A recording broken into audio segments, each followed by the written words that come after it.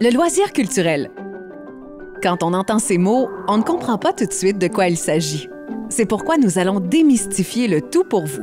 Quand on parle de culture, on parle d'enrichissement de l'esprit par des exercices intellectuels et créatifs.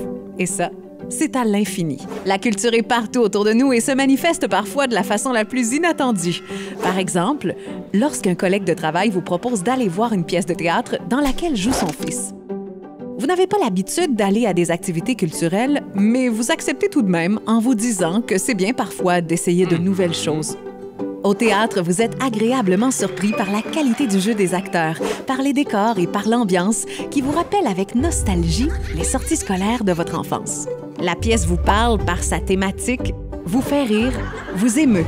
Après celle-ci, vous avez le plaisir de discuter avec les professionnels du milieu qui partagent avec plaisir leur expérience et leur passion. Cette expérience forge chez vous une fierté et un sentiment d'appartenance qui vous donne envie de répéter cette expérience à plus grande échelle.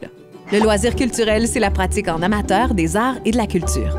C'est ce qui permet le développement personnel et collectif via le partage d'artistes professionnels, de bénévoles et de travailleurs et travailleuses culturelles, de leurs passions, leurs techniques, ou même par le biais de la médiation culturelle.